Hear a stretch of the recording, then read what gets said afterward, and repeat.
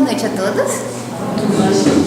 Que a paz de Jesus esteja conosco e que nós possamos trocar as energias e sairmos daqui melhores do que entramos.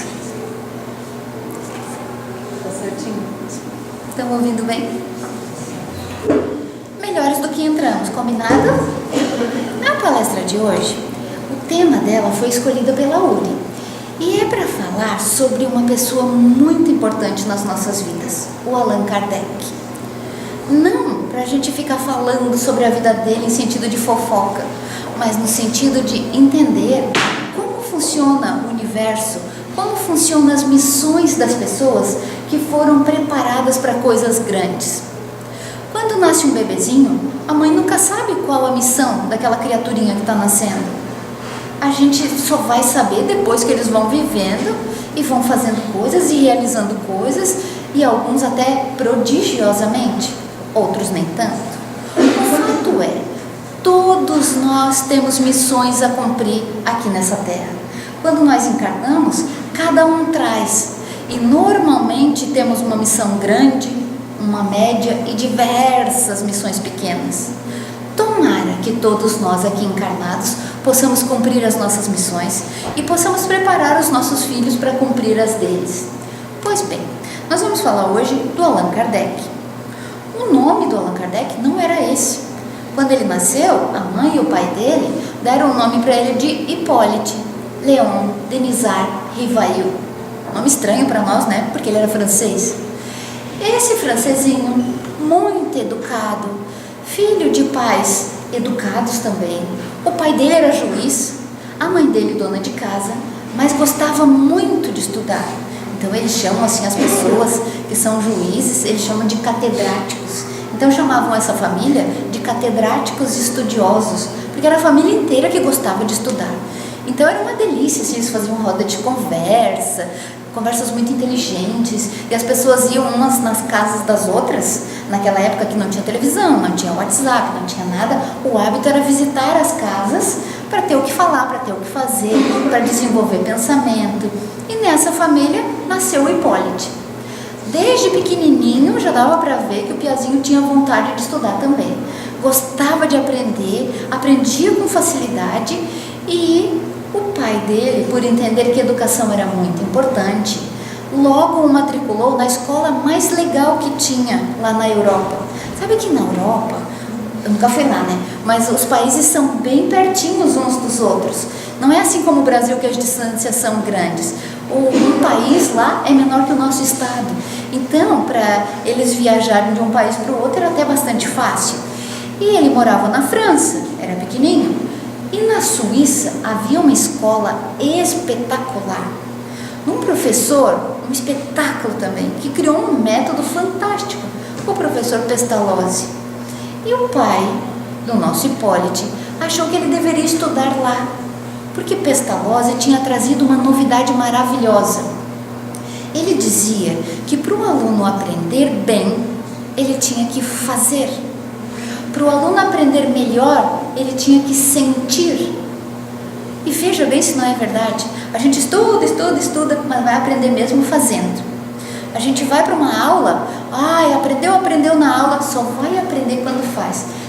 Mesmo que seja artes manuais, você pode olhar videozinho no YouTube, você pode olhar a pessoa fazendo, mas você só vai aprender mesmo quando fizer.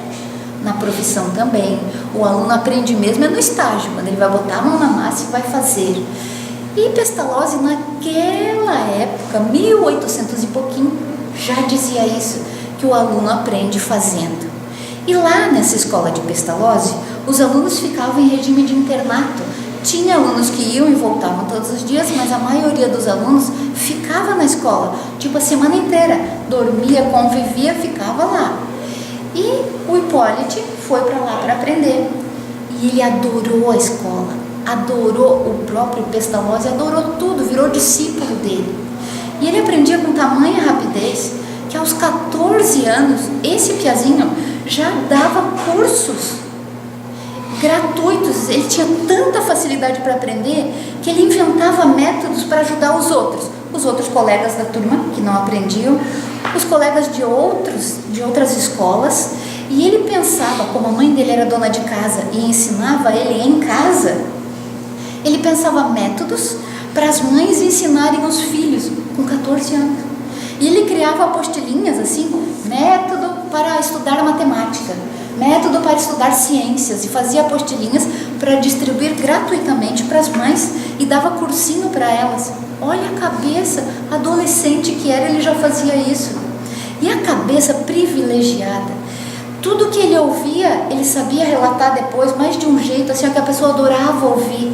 Ele tinha uma didática tão maravilhosa. Logo se percebia que a missão do menininho ia ser para ensinar. E assim foi.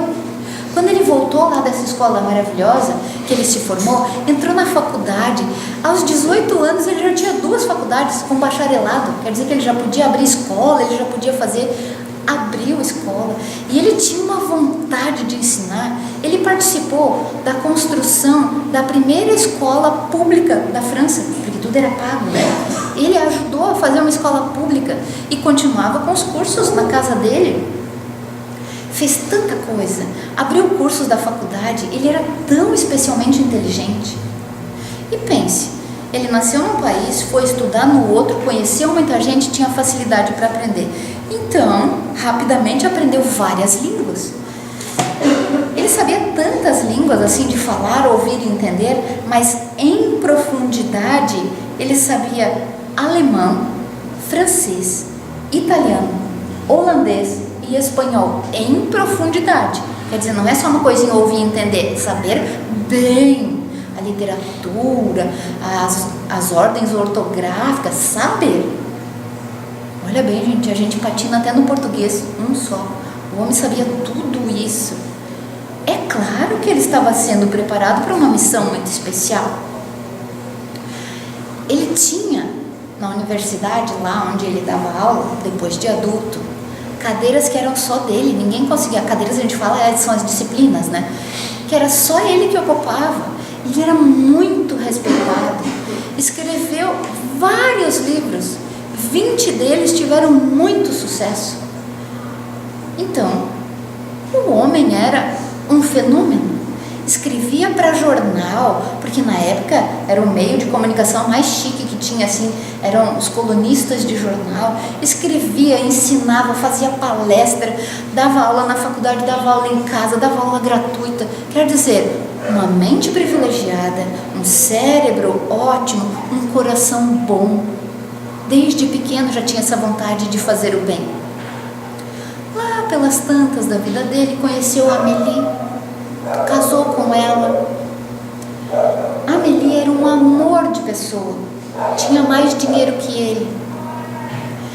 Ela tinha um amor por ele, ela era tão doce que em todas as biografias dele chamavam de a doce Amélie.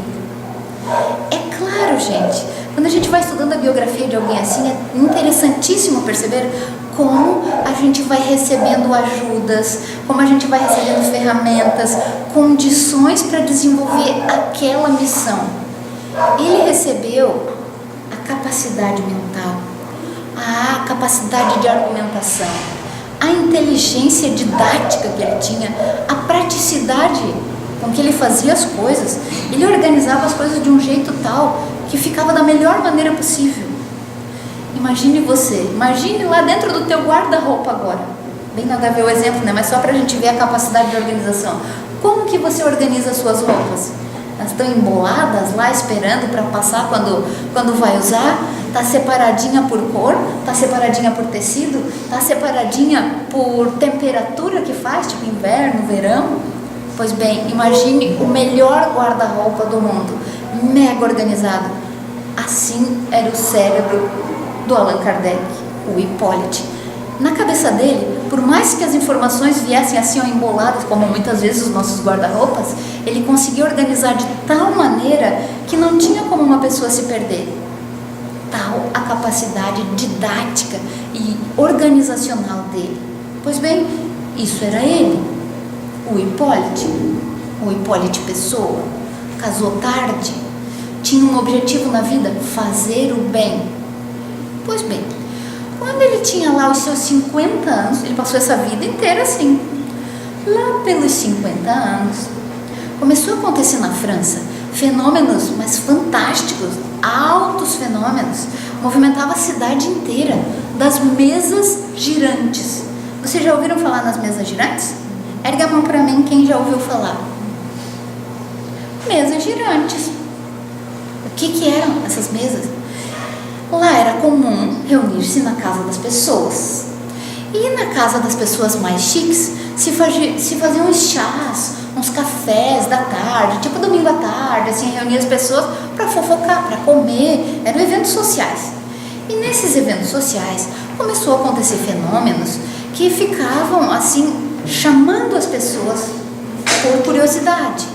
Esses fenômenos das mesas girantes eram nada mais, nada menos que a espiritualidade manifestando, respondendo perguntas através de mesas, objetos inanimados, respondendo perguntas. É claro que essas perguntas das pessoas da sociedade eram muito interessantes. O que elas queriam saber nessas reuniões? Fulano está me traindo? E a mesa respondia. Beltrano vai casar comigo? A mesa respondia. A fulana de tal vai aceitar o meu pedido de noivado? A mesa respondia. Eram perguntas assim bastante interessantes. E a fofocaiada pegava, né? Aí já queria saber da vida de fulano, de Beltrano, que não sei o que é. Nossa, quanto mais fofoca tinha, mais gente reunia para ver esses fenômenos. Até que, um dia, um amigo do Hipólito disse assim: oi, Hipólito, vamos lá no chá das mesas girantes? Ele, mas era o que me faltava me prestar esse papel. E em mesas girantes, porque aí era uma coisa de sociedade, ele assim, com tanta coisa que eu tenho para fazer, eu em mesas girantes? Aí o amigo dele falou: pois bem, eu quero te levar justamente por isso, para que você descubra o que tem por trás dessas mesas girantes. Aí ele ficou interessado. Muito bem. O amigo disse: vamos, eu tenho um convite, porque as pessoas recebiam convites para ir. Eu tenho um convite, vamos nós dois. Na Dona Fulana, tal dia, vai ter lá um chá de mesa girante. Vai ter um monte de gente da sociedade. Então vai lá, não precisa se aparecer, fica lá num canto e olha para mim. Olha bem o que está acontecendo. E ele disse: é mesmo. Vou lá e vou olhar, deve ter uma roldana que ninguém viu, uma cordinha, um fiozinho por trás, como é que essas mesas ficam rodando? Deve ser um imã, um magnetismo, alguma coisa. E ele foi. Não descobriu nada. Intrigado, ficou, quer ir mais uma, conseguiu mais um convite, foi em mais uma. Não conseguia descobrir. E foi. E a cada encontro desses, ele ficava lá pesquisando. Até que ele começou a fazer pergunta também. Mas agora eu quero saber. E aí, em vez de perguntar de namoros, de dinheiro, de traições, de coisas raras assim, começou a perguntar coisas científicas. Científico que era, curioso que era. Começou a descobrir coisas. E começou a entender, mas é impossível que um ser inanimado responda uma pergunta dessa. E, gente, demorava séculos para responder uma pergunta, porque a mesa girava e respondia uma letrinha por vez, e as pessoas ficavam com pranchetinha no papel dizendo R, A, S, até formar uma palavra, até formar uma frase, até entender a frase. Levava horas. Pois bem, e ele continuou indo com essa intenção: eu vou desmascarar. Se isso for um misticismo, uma mistificação, se eles estão tentando enganar as pessoas, eu vou descobrir. E ele continuava dando aula na universidade, continuava a vida dele, publicando livro. Até que, um dia, ele disse: bem, se essa mesa é inanimada mesmo e consegue responder essas perguntas, há alguém muito inteligente por trás disso. E ele ficou mais de ano frequentando essas mesas. Até que um dia ele disse: bem, não há necessidade de uma mesa tão pesada, porque demora demais. Se essa força que está atrás dessa mesa é capaz mesmo de movimentá-la, vamos então usar outro objeto, já que é através de um objeto que ela faz. Vamos montar uma cestinha e um lápis. Amarra o lápis na cestinha e o próprio objeto vai escrever então. Acelerou muito o processo, mas ninguém sabia se ia dar certo. Já fazia mais de ano que eles faziam com a mesa. Pois bem, no primeiro dia dessa ideia da cestinha com o lápis escreveu uma frase para ele. O lápis levantou, apontou para ele como se fosse uma seta e deu a deixa para ele: é você que vai reconstruir o que foi destruído. Pense o susto do homem. Eu? E foi dito assim mesmo. O lápis apontou para ele e escreveu a frase. Ali começaram as pesquisas sérias sobre espiritismo. As manifestações sempre existiram, desde que o mundo é mundo. Mas esse homem tão capacitado que resolveu organizar as informações, fazer as perguntas, entender o processo, explicar o processo. E ele era chato, gente. Tão chato que ele era, que muitas das pessoas até desistiam, começaram a desistir de ir nas mesas girantes, e agora nas cestas girantes, porque ele fazia pergunta séria demais, científica demais. Aí quem estava interessado em saber de amores e coisa e tal, nem frequentava mais. E aí ali ele foi construindo o ensinamento. E como ele queria saber, curioso, ele queria saber coisas, ele começou a perguntar coisas maravilhosas para ele entender. E ele chega à conclusão, uns 3 anos depois, que não era charlatanismo, não era misticismo. Realmente havia uma inteligência muito grande atrás daquilo ali, e não eram as pessoas que participavam daquela atividade que davam a resposta. Ele começou a utilizar pessoas, ele começou a conduzir os processos. Então, de tanto que começou a estudar e entender, começou a conduzir os processos. E utilizava médiuns. Assim ele começou a chamar as pessoas que tinham essa condição de fazer o intercâmbio, começou a utilizar médiuns muito jovens. Para quê? Para que os outros olhassem e vissem, não pode ter saído da cabeça dessa criança uma resposta tão inteligente. Então as principais médiuns que ele utilizou tinham 14 e 16 anos. É claro que elas tinham bastante energia vital, dava para escrever bastante, porque essas intermediações entre espíritos e humanos precisam de fluidos, é a energia que movimenta.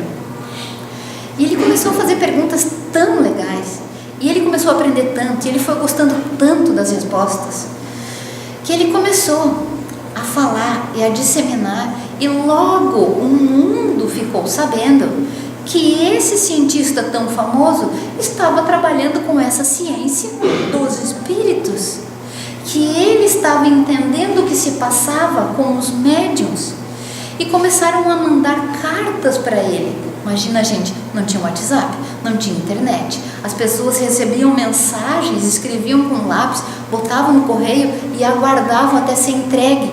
Imagina o quanto de tempo que levava. E ele continuou fazendo as perguntas para aquelas meninas, para aqueles médiuns que participavam. Eram uns 10 médiuns que participavam dessas atividades, e foi ficando uma coisa muito séria. E ele foi recebendo respostas em várias línguas para as perguntas que ele tinha feito ali. Porque para a espiritualidade não tem distância, né? A gente pode achar estranho, meu Deus, mas como? Ele fazia uma pergunta aqui na França e alguém lá da Alemanha mandava a resposta para ele. Pois bem, para a espiritualidade não tem esse negócio de distância. E vinha em várias línguas para quê? Porque ele, criterioso do jeito que era, científico do jeito que era, que ele pensava, ele queria que tivesse no mínimo 5 respostas iguais para a mesma pergunta. E os médiuns não se conheciam, eram de várias partes do mundo. Agora vocês percebem por que a cabeça dele era tão privilegiada? Por que o Piazinho já aprendeu tantas línguas antes? Porque ele recebia as cartas e lia. Se a pessoa não fosse preparada, não ia conseguir ler, ia precisar de tradução, o tradutor talvez não entendesse, e ali tudo na cabeça dele era melhor que um computador. E o homem sabia as línguas, sabia interpretar e começou a organizar. Agora imagine o que virou a casa dele quando ele estava organizando essas perguntas e respostas. Imagine o espaço que ele precisava para organizar tudo. E ele fez, organizou as perguntas, fez 509 perguntas.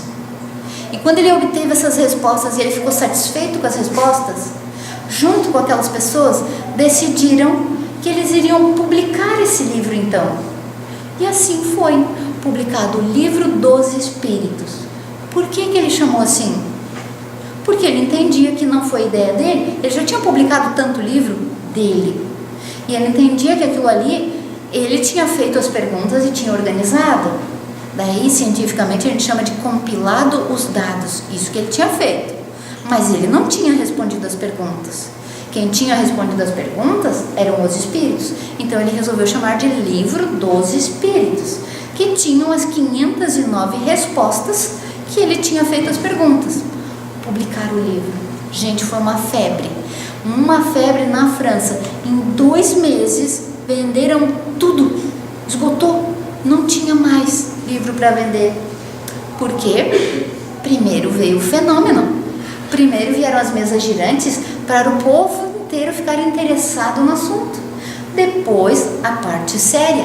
Quando ele lançou o livro, tinha gente esperando, fila de espera, como hoje espera lançar joguinho, lançar celular, lançar assim, tem fila de espera. Teve fila de espera para o livro dos espíritos, e quem tinha o livro, meu Deus, não emprestava por nada, me devolve esse livro. Enfim, foi publicado, um sucesso total. Quem patrocinou esse livro? Lembram que ele casou com a Amélie e ela tinha mais dinheiro que ele? Patrocinou, dava apoio moral, dava apoio emocional, patrocinou o livro, era a bênção da vida dele. Ninguém fica sozinho, gente. A gente também tem missões, é preparado e recebe as pessoas certas, e às vezes a gente nem dá valor, né? A pessoa vem ali e te ajuda, você nem sabe por quê. E todos nós recebemos assim amparos físicos e amparos espirituais. E esse homem era muito amparado, mas levava a pedrada. Meu Deus! Quando a Igreja Católica viu o poder que tinha, que eles venderam esses livros tão rápido, a movimentação que deu no país, a Igreja Católica ficou louca. Começou a ameaçar as pessoas. Quem participar dessa bobiça aí vai ser excomungado. Eu nem sei direito o que é excomungado, mas era uma coisa terrível. Ninguém queria ser excomungado. Quem participar disso aí vai ser considerado demoníaco.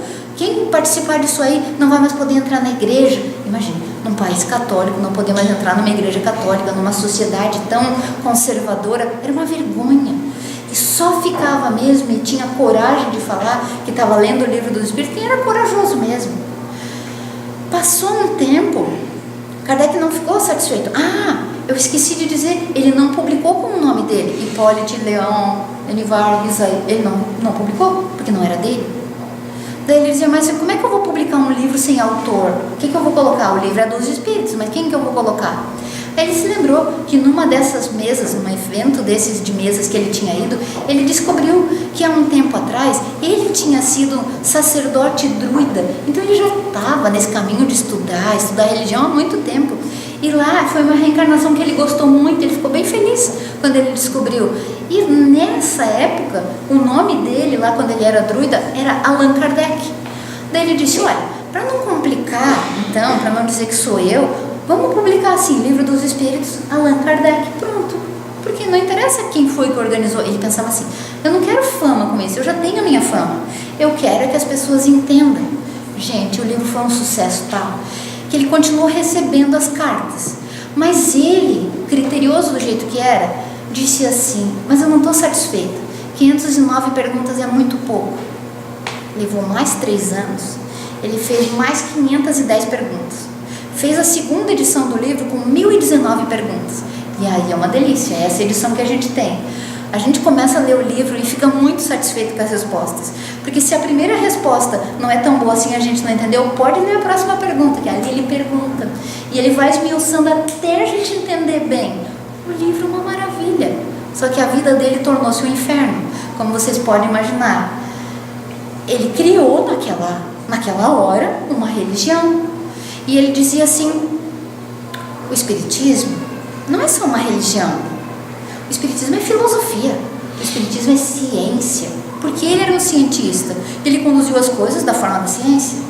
E ele ainda dizia assim, essa religião não é para aqueles que têm fé, essa religião é para aqueles que precisam de mais do que isso. Não é para criatura amorosa, é para criatura que é rancorosa. Pense bem se não é bem assim. Se a gente fosse amoroso e dócil e tivesse bastante fé, a gente não ia precisar fazer tanta pergunta. Mas a gente quer fazer, a gente quer saber o que é que eu fui na vida passada, por que eu estou passando isso, mas deve ser isso mesmo, a gente quer buscar a resposta, não é assim? Se a gente fosse bem amoroso mesmo, a gente se contentava, Deus é que sabe. Mas quando que um espírita consegue dizer isso? Deus é que sabe. Nem quando a gente está passando pela aprovação, a gente não diz Deus é que sabe. A gente está sempre olhando, por que Deus? Mas por que me dá uma resposta então? Bem assim que Kardec conduziu o processo, perguntas e respostas. Depois que ele publicou essa segunda edição, foi novo sucesso. Começaram a publicar em outras línguas. Isso vendia. Nisso, ele não parava, né? O homem trabalhava demais. Sabe que horas que ele acordava? 4h30 da manhã. E lembram que eu falei que ele começou depois de 50 anos? Então ele não era um jovenzinho, mas uma cabeça privilegiada. 4h30 da manhã já acordava e começou os trabalhos. A Meli tinha mais dinheiro que ele. Disse então para ele, meu querido, que tal então deixar as cadeiras lá que você dá aula na faculdade e se dedicar então a essa ciência nova, já que você gostou tanto, é tão boa e está ajudando as pessoas? Assim foi feito. Ela sustentava a casa e ele continuava no espiritismo e trabalhando cada vez mais. Publicou o livro dos médiuns, que salvou as criaturas que eram consideradas loucas. Todo mundo era internado em sanatório, gente, era uma loucura. Tinha mais sanatório do que hospital. Todo mundo era doente da cabeça. E quando ele publica o livro dos médiuns, era para explicar para as famílias que aquelas criaturas não eram loucas, que aquelas criaturas não eram do demônio, que isso acontecia mesmo. Mais um livro de sucesso. Aí acontece que um bispo lá em Barcelona, um bispo poderosão, resolveu acabar com essa folia de espiritismo. Mandou queimar 300 livros, sabe, né? Que a impressão era difícil, né? Como hoje, assim, computadorizada e tudo. 300 livros, eram muitos livros. Fez uma pilha lá no meio de uma praça, chamou todo mundo e disse, vamos queimar. Hoje nós estamos queimando o livro, daqui a pouco, deixou assim no ar, daqui a pouco, quem sabe, queima uma pessoa. Enfim, como tinham feito na Inquisição, ele fez lá no meio da praça. Aí todo mundo ficou assustado, nossa, estão queimando os livros, deve ser ruim. E aí a igreja fez um movimento para falar mal e para judiar mesmo de quem era espírita. Pense se o coração dele não ficou bem triste. Ele, ai meu Deus, olha o que eu estou fazendo. E ele estava pensando em desistir. Não é possível, isso é uma coisa tão boa. Para mim tem mudado tanta vida. Para todas aquelas pessoas que ele tinha convívio, estava mudando a vida. Nós também pensamos assim. Desde que a gente entrou aqui no centro, a gente vai ouvindo coisas, aprendendo coisas, muda a nossa vida, muda a nossa visão, não é assim? Muda o nosso jeito de enxergar as coisas, a gente vai ficando mais feliz, a gente vai ficando mais consciente, mais seguro. Pois bem, aí ele diz, como é que uma coisa tão boa pode assim prejudicar tanto? Será que eu não devo desistir? Foi só ele pensar em desistir, as cartinhas começaram a chegar. Cartinhas de pessoas que falavam para ele, seu Hipólito, muito obrigada pelo que o senhor fez por nós, muito obrigada, e eu estava pensando em me matar, e depois que eu li o seu livro, que eu sei que não é seu, que é dos espíritos, mas que veio através do senhor, eu não quis mais me matar, e hoje eu sou uma criatura que consigo levar a minha vida, e olha, força de cartas que ele recebeu assim, até, como ele era professor, adorava livro, teve um dia que ele recebeu na casa dele um livro, um rapaz que veio entregar um livro com uma encadernação bonita, capa dura, dourada, bonita. E o rapaz entrega para ele, toca lá a campainha, ele vem atender, ele estava até de roupão, olha bem, estava desanimado. Uma pessoa que acordava às 4 da manhã, para de manhã estar de roupão ainda, porque desanimou, né? E ele estava pensando, será que eu estou fazendo mal para as pessoas? E nesse momento que ele estava pensando assim, bate esse rapaz lá na casa dele, com essa encadernação linda do livro dos espíritos, e disse, seu Hipólito, eu vim trazer para o senhor o livro que salvou a minha vida e muitas outras. Ele assim, como assim? Eu nunca fiz um livro capa dura, porque eles faziam um jeitinho mais simples, né, para ser mais barato e tal. E ele disse, eu nunca fiz um livro capa dura. Eu, não, eu vou explicar para o senhor, eu sou encadernador, eu faço as capas duras. E num dia muito triste, eu me emociono com a história, num dia muito triste, quando eu pensei mesmo em tirar a minha vida, eu fui lá saltar da ponte, tinha a ponte de um rio lá deles, bem famosão, fui saltar daquela ponte porque eu não aguentava mais o sofrimento da minha vida. Antes de me jogar, eu sentei um pouquinho embaixo e estava pensando se era certo mesmo que eu ia fazer e o que a minha família ia fazer depois. Decidi que sim, que eu era um estorvo para minha família, era melhor mesmo que eu me matasse. Quando eu fui me erguer e botei a mão na haste da ponte, eu sinto um livro. Como eu sou encadernador de livros, fiquei com muita pena daquele livro molhado, que a França é bem úmido, né? Daquele livro molhado. Peguei o livro na mão e lá estava escrito Livro dos Espíritos. Começo a folhear o livro e na primeira página está escrito: amigo, não faça isso. Esse livro salvou a minha vida e vai salvar a tua também. Desisti de me suicidar em homenagem ao livro. Comecei a ler, li inteiro. Ele ficou sentado na ponte lendo o livro, li inteiro. E eu vim dizer para o Senhor que como esse livro estava lá e salvou a vida dessa pessoa e salvou a minha também, não desista. Olha, se esse rapaz não foi enviado pela espiritualidade, não desista. Esse livro salva vidas. Continue. E o rapaz foi embora. Deu um abraço no Hipólito, foi embora. Hipólito ficou com o livro ali na mão. Eu não vou desistir.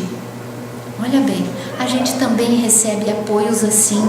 Quando a gente está no caminho certo e chega um momento que a gente foi tão apedrejado, tão caluniado, sempre tem na vida da gente quem não quer que a gente faça o bem, sempre tem o mal que quer destruir o bem que a gente já fez, e a gente se sente triste, desamparado. Se lembre, gente, ninguém fica desamparado. A espiritualidade vai colocar no teu caminho alguém para te falar, uma palestra edificante vai vir e você vai se lembrar disso e vai se sentir melhor. Pois bem, voltando lá, Kardec pegou aquele livro e disse: é mesmo, eu não vou desistir, enquanto tiver vida nesse corpo eu não vou desistir. E continuou, 4h30 da manhã, e começou a trabalhar. Já perdi muito tempo, começou de novo. Ele publicou muita coisa, era mais ou menos assim, de 2 ou 3 anos ele publicava mais uma. Daí ele publicou o Livro dos Espíritos, o Livro dos Médiuns. Depois dessa visitinha ali, ele publicou o Evangelho segundo o Espiritismo, que era para quê? Para consolar quem está aflito. Ele entendeu: esse mundo tem muita gente louca e muita gente aflita, vamos fazer o Evangelho. E vocês percebem que o Evangelho é uma bênção na vida da gente. Você pode estar azedo, pode estar ruim, pode estar chorando. O Evangelho da gente normalmente é meio molhado, né? Porque a gente lê chorando. O Evangelho consola a gente. Se você não tem ainda, tem um Evangelho. Ele é sobrevivência. Depois que ele fez o Evangelho, mais gente ainda melhorou, mais gente aprendeu como fazer. Depois do Evangelho veio a Gênese, veio o que é o Espiritismo, veio tantos livros, tantos. Chegou uma hora que ele trabalhou tanto, que desde ele estava mais velho, ele disse: olha, acho que deu, né? Ele fundou a primeira casa espírita lá de Paris, ele foi ajudando a fazer tanta coisa, ele fundou grupos de estudo, ele dedicou a vida assim mesmo, ele e a Amélie, né? A Amélie ia atrás dele, dava um apoio, tudo, e fazia, fundamental na vida dele. Enfim, chegou uma hora que ele disse assim: ai, cansei, gente, acho mesmo que o que eu tinha para fazer, eu já fiz, agora eu vou me aposentar, mas eu vou continuar apoiando essas casas, eu vou continuar escrevendo para a revista espírita, daí já tinha uma revista espírita, eu vou continuar fazendo isso, mas acho que nesse ritmo assim eu não vou aguentar. Pois bem, ele disse: só vou esperar chegar a última edição do livro que eles estavam publicando, vou esperar chegar essa última edição, vou tirar umas férias, vou mudar de casa, pegar uma casa mais no interior, para eu lidar com as plantinhas, com animais. Pensou assim, né? Comprou uma casa, a Amélie achou super legal, e daí eles combinaram: vamos viajar nós dois, a gente nunca faz nada, assim, a gente está sempre dedicado a essa causa, vamos viajar, combinaram tudo. Pois bem, então tá, quando chegar a última edição do livro, que for publicada, a gente vai. Uma manhã, toca a campainha da casa dele, veio um entregador trazer a edição para ele do livro que estava sendo publicado. Seu Hipólito, foi publicado, olha como ficou bonito o livro. Ele fica bem feliz, ele então declara concluída a minha obra, que era assim que ele tinha decidido. Quando ele pega a edição do livro, o rapazinho vai embora, o que acontece com ele? Cai duro no chão, desencarna. Chocante, né? Morreu ali. Ele tinha programado que ia fazer até a última edição daquele livro. E olha bem, uma vida de missão. Aí eu achei injusto com a Amélie, né? Puxa vida, ela esperou tanto para ele ter folga e tudo mais, mas eles ainda não mereciam esse tempo. Quantas coisas a gente ainda olha assim com esse olhinho humano que a gente tem, aí a gente diz: injusto. Mas pela espiritualidade, pense bem, se a gente conseguir desencarnar e dizer como ele pôde dizer: concluí minha missão, considero concluída, que bênção na nossa vida. Eu desejo mesmo que a gente consiga concluir a nossa missão. Talvez não seja tão grande como a dele, mas ela é sempre importante. Às vezes é conduzir um filho difícil, porque antes dele ser teu filho, ele era um espírito qualquer. E ele continua um espírito qualquer, só que agora com a conotação de filho. E normalmente as nossas missões pesadas estão ali, com os filhos, com os parentes próximos, com os pais. Muitos de nós temos missões assim. Que bom, tomara, e eu desejo mesmo que a gente consiga dizer: concluí minha missão. Mas saiba que quando você concluir, chegou o final, tá? Você vai deixar o corpinho. Tem um videozinho bem engraçado, eu sempre conto isso, um videozinho bem engraçado do humor espírita, que o rapaz reclama da vida, meu Deus, tudo tá ruim pra ele. Aí vem a fada madrinha, é bem lúdico assim, vem a fada madrinha e diz: mas por que você está reclamando? Porque essa minha vida é muito ruim, né? Eu vou trabalhar de manhã, eu pego o ônibus, tem o meu chefe que reclama, tem isso, tem aquilo, é falta de dinheiro, é falta de folga, é falta disso, tudo ele reclamava. E o meu cunhado, tudo era ruim, tudo. Daí a fada diz: tá, e o que você quer que aconteça? Eu quero que as pessoas que me incomodam sumam do planeta. Ela: é isso que você quer mesmo? É. Puf! As pessoas sumiram ali. Agora é vida. Não, mas espera lá, eu tenho que ter folga e tenho que ter dinheiro. É isso que tu quer mesmo? É. Quer folga? Quero. Quer dinheiro? Quero. Ganhou tudo, folga e dinheiro dele. Agora minha vida tá boa, não tenho mais quem me incomoda, tenho dinheiro e tenho folga. Pronto. Ela tá satisfeita? Era isso que você queria? É. Então tchau. Ela foi embora. No mesmo minuto, não deu nenhum minuto para ele curtir, vem a Dona Morte. Vamos? Ele: não, mas peraí, agora que a minha vida ficou boa. Pois bem, não há mais nada para fazer aqui. Tudo que te prendia a esse planeta eram as tuas missões. Você mandou as missões embora, não há nada mais para ser feito. Vamos? Pense bem, às vezes a gente reclama tanto: ai, porque isso, porque aquilo, o outro é muito difícil. Lembre-se, são essas coisas, essas pessoas, essas situações que nos mantêm aqui. Quando a gente conseguir resolver tudo, tomara que dê certo, está na hora de partir. A gente tem medo, né? Tem medo da morte. Mas a morte é muito boa, uma libertação para quem concluiu a missão. Para quem não concluiu, tristeza. Para aquele que tira a vida antes do tempo, que pensa que agora eu vou descansar, é mais trabalho que adquiriu. Além de tudo, ainda vai ter que repor o que tirou. Então, sempre que você ficar agoniado, angustiado, lembre do livrinho do Kardec. Não tire a sua vida antes de ler o Livro dos Espíritos. Leia primeiro. Muitas vezes a pessoa está tão agoniada e pensa: não aguento mais. Quantos dias na nossa existência a gente passa assim, tô por aqui, ou às vezes já passou daqui, né? Já tô por aqui, não tem mais o que me alegre. Leia o Livro dos Espíritos, então. Comece do começo, a pergunta número 1, o que é Deus? Quantas vezes eu peguei esse livro e não entendi nada, gente? O que é Deus? Por que ele não chama de quem é Deus? Por que ele diz o que é Deus? E a explicação é complicada. Daí quantas vezes a gente para ali? Mas siga, vai lendo para frente para você ver que legal que é o livro. São 1019 perguntas de dúvidas que a gente tem de verdade. Não faça besteira. Pense, primeiro leia o Livro dos Espíritos, depois você faz qualquer coisa. Tenha o conhecimento, esse conhecimento salva a gente, melhora o nosso coração. E lembre-se, ninguém veio para esse mundo para passear. A gente veio mesmo para produzir as coisas, para arrumar as situações. E se der de fazer bem feitinho, faça com amor, para que você tenha mais crédito. Sabe por quê? Porque a outra vida você vem com menos débito. Vindo com menos débito, você já nasce mais feliz. Simples assim. É bem essa lei. Faça o teu melhor, faça com amor, e você vem melhor na próxima. Combinados? Então, que essa história inspiradora desse homem fantástico sirva para nós, para a nossa vida. Seja qual for a tua profissão, faça bem feitinho, faça com amor, porque ali está a tua missão. Quer ver então quando a gente diz assim: eu não consigo, eu quero sair dessa profissão, mas não consegue? Ali está a tua missão, não desista.